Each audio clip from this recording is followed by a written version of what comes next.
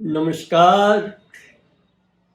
मुझे बहुत खुशी है कि प्राउड के संबंध में नियमित चर्चा हो रही है और यह अवश्य ही मैं कह सकता हूँ कि आज विश्व में जो विचार का जगत है, जो वैचारिक क्रांति है, उसमें प्राउड सबसे नया एक नवीनतम समाचार है। अर्थात अभी तक जितने विचार आए हैं, उनके जो असंपूर्णताएं हैं, उनकी जो असफलताएं हैं, उसको प्राउड समाप्त कर देगा। प्राउड के क्रियान्वयन से जो मानवता का वांछित लक्ष्य है, मानवता जिससे सुखी और समृद्ध हो सकती है, उसकी प्राप्ति हम सहज ही रूप से कर सकते हैं। पहले मैंने कुछ चर्चा की थी कि समाज का कैसे विकास होता है, समाज की भावना का कैसे विकास होता है, और इस क्रम में शूद्र, क्षत्रिय, विप्र, वैश्य, इन चार वर्णों के संबंध में भी मैंने कहा था कि इस तरह की मानसिकता एक स्वाभाविक रूप से विकसित होती है, जो कोई परिवारगत या खानदान या व्यक्ति के जन्म से संबंधित नहीं होती हैं, ये वैयक्तिक होती है, व्यक्तिगत होती हैं। लेकिन अभी तक ऐसे समाज की रचना नहीं हो सकी जिसमें कि शोषण खत्म किया जा सके, भेदभाव खत्म किया जा सके, कोई दूसरे को दबाए नहीं, तबाह नहीं करे, अपने सुख के लिए किसी को दुखी नहीं करे। इस तरह के समाज की अभी तक रचना नहीं की जा सकी है। तो इसी क्रम में मैंने यह भी चर्चा की थी कि समाज बनाने के लिए जो आधारशिला होगी वह है नैतिकता।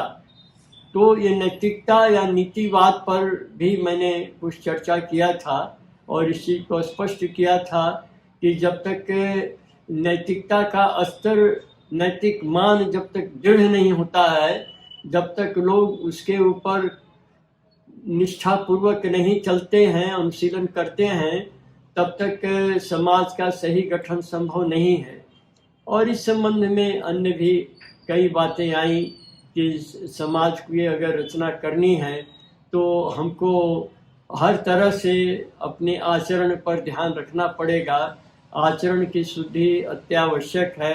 अगर व्यक्ति सही नहीं है तो फिर समाज जो उसके माध्यम से ही बनता है वह भी कभी सही नहीं हो सकता है। आज हम कुछ चर्चा करेंगे कि ऐसे लोग जिनके माध्यम से समाज का गठन होता है, जो सबको साथ लेकर चलें, जो सबके हित और सबके सुख की बात सोचें, ऐसे लोगों का निर्माण कैसे होगा। क्योंकि हमने देखा है कि अभी तक जितने भी विचार आए और जितने भी महापुरुष आए, उन सबों ने बहुत ही अच्छी अच्छी बातें कही हैं। सारे ग्रंथ विश्व के विभिन्न महापुरुषों की वाणियों से भरे पड़े हैं, लेकिन ग्रंथों में जो आशा और अपेक्षा है कि मनुष्य किस तरह का होना चाहिए, मनुष्य के जीवन का उद्देश्य क्या होना चाहिए, उसकी आचरण विधि क्या होनी चाहिए, उसको हम शतांश भी सहस्रांश भी नहीं पाते हैं कि आज जीवन में उतारा जा रहा है। बल्कि जीवन आज ज़्यादातर भोगवाद की तरफ, बाजारवाद की तरफ चला गया है और हर चीज़ का एक आर्थिक मूल्य, एक कमर्शियल इंटरप्राइज के रूप में आज देखा जा रहा है। इसीलिए अगर समाज को सही बनाना है तो व्यक्ति को सही बनाना तो आवश्यक है ही, और व्यक्ति अगर सही हो जाते हैं तो समाज संगठन का कार्य सहज हो जाएगा। तो ये व्यक्ति कैसे सहज सही हो, सही मनुष्य बने, ये सबसे बड़ी चुनौती आज सभ्यता की है। क्योंकि इतने उपदेश, इतने कहे कि विचारकों के मूल्यवान संदेश के बावजूद मनुष्य मनुष्य नहीं बन रहा है, यह एक बहुत बड़ी चुनौती है। मैं समस्या नहीं, इसको चुनौती कहूँगा जिसको हमें निपटना है। तो श्री प्रभात रंजन सरकार ने इस पर बहुत मूल्यवान विचार दिए हैं और उसको कार्यान्वित करने के लिए भी उन्होंने बहुत सारी कार्य प्रणाली का भी अन्वेषण किया, शोध किया और उसको उन्होंने प्रयोग में भी लाने के लिए अपने संगठन में उसको लगाया है। तो इसमें सर्व प्रमुख जो बात आती है व्यक्तित्व निर्माण में, वह है शिक्षा की। क्योंकि मनुष्य को जो संस्कार है, उसको जो व्यक्तित्व निर्माण में उसकी जो चारित्रिक दृढ़ता है, उसके आचरण की शुद्धता और पवित्रता है, ये कहाँ से आएगी?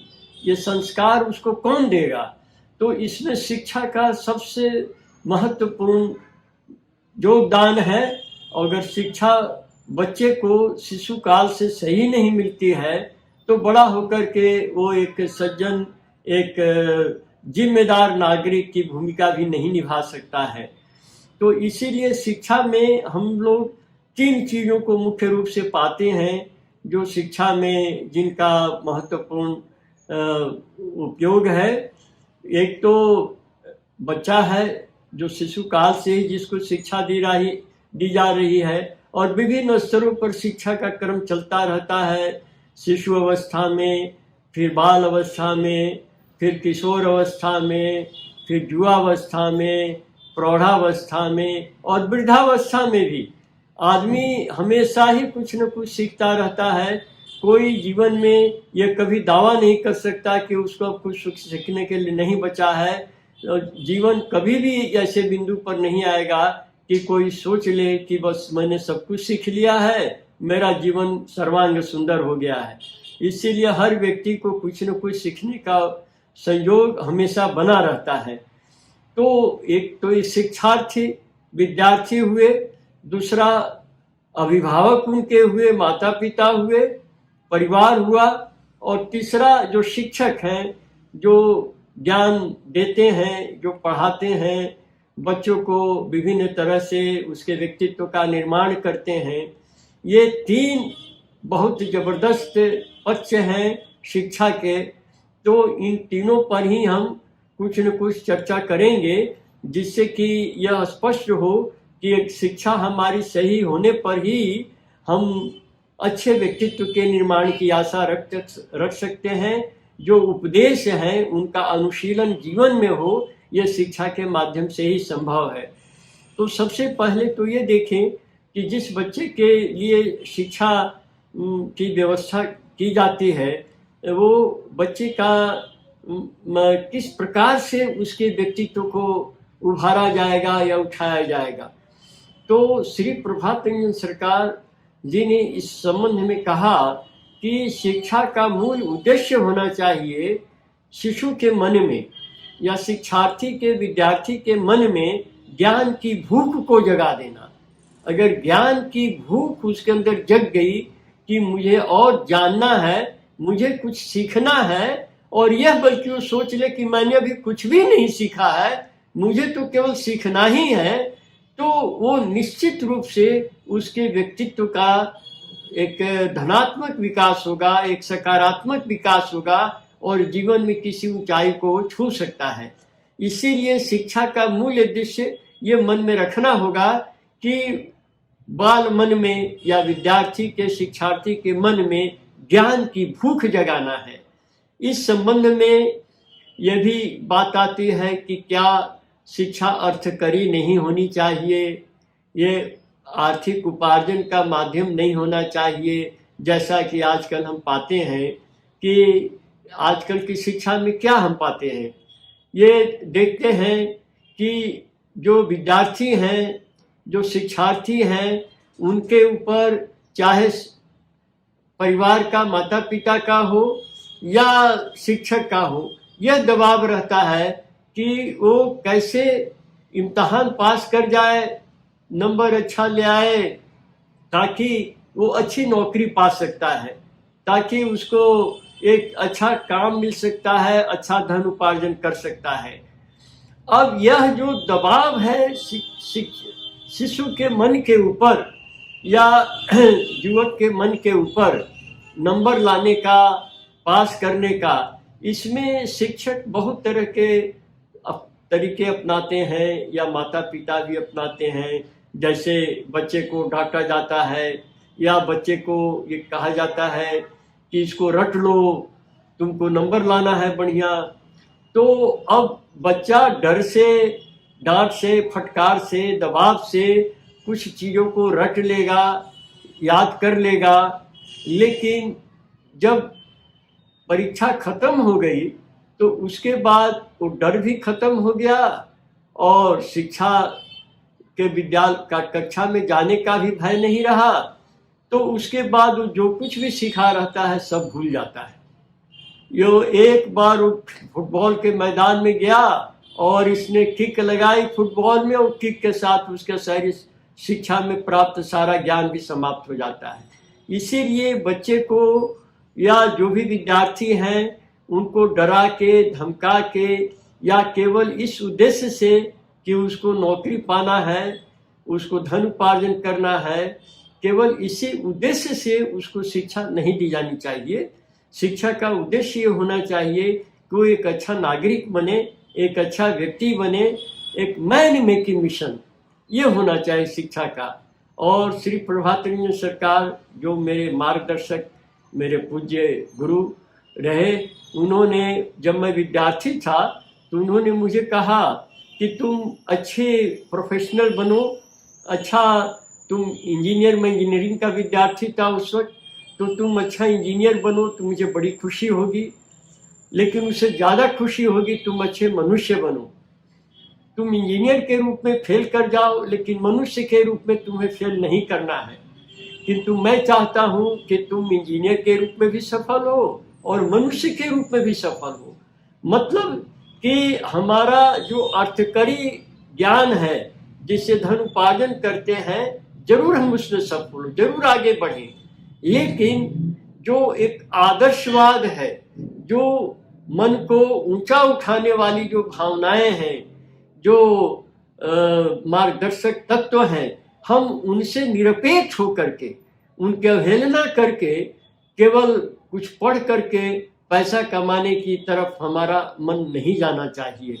तो इसीलिए जो शिक्षक है इसका यहाँ पर बहुत बड़ा दायित्व है, और शिक्षक के निर्वाचन में बहुत ही संयम और सतर्कता की जरूरत है कि जैसे तैसे किसी शिक्षक को नहीं रख दिया गया, नहीं चयन कर लिया गया। वो केवल अगर क्वालिफाइड है किसी विषय में तभी कोई ज़रूरी नहीं कि वो अच्छा शिक्षक हो सकता है।